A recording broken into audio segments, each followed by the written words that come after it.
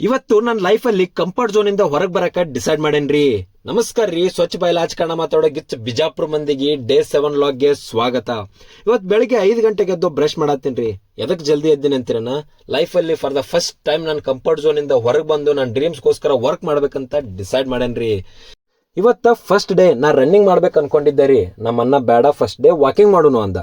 ಸ್ವಲ್ಪ ಹೊತ್ತು ವಾಕಿಂಗ್ ಮಾಡಿದ್ವಿ. ಆಮೇಲೆ ನಮ್ಮ ಮಾಮೂನು ಬಂದೆ ಜಾಯ್ನ್ ಆದ ರೀ. ಇವತ್ತು ಪುಷಪ್ಸ್ ಟ್ರೈ ಮಾಡಿದೆ ರೀ.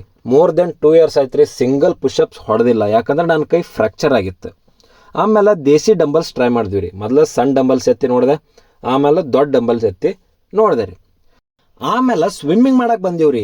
30 ನಿಮಿಷ ಆರಾಮ್ಸೆ ಸ್ವಿಮ್ಮಿಂಗ್ ಮಾಡಿ, ಆಹಾ ಸ್ವಿಮ್ಮಿಂಗ್ದಾಗ ಇರೋ ಸುಖಾನ ಬೇರೆ ಬಿಡ್ರಿ. ಆಮೇಲೆ ನಮ್ಮ ಮನೆಗೆ ಬಂದು ನಿನ್ನೆ ರಾತ್ರಿ ನೆನಿಟ್ಟು ಕಾಳುಗಳನ್ನು ಅದ್ರಾಗಿದ್ದು ನೀರು ತೆಗೆದು ಕಾಳನ್ನ ಗಪ ಗಪ ತಿಂದೆ ರೀ. ಆಮೇಲೆ ನಮ್ಮ ಅಜ್ಜಿ ಮನೆಗೆ ಬಂದೆ ರೀ. ಅವಾಗ ಹಸಿ ಹಾಲು ಹಿಂಡಿಟ್ಟಿದ್ರಿ. 1 ಗ್ಲಾಸ್ ಹಸಿ ಹಾಲು ಕುಡಿದು ಅವ್ರದ್ದು ಕರೆಂಟ್ ವೈರ್ ಬಿದ್ದಿತ್ತಂತ್ರಿ.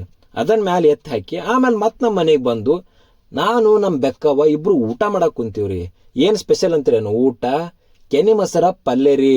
ನನಗೆ ಕೆನೆ ಮೊಸರು ಅಂದ್ರೆ ಫೇವ್ರೇಟ್.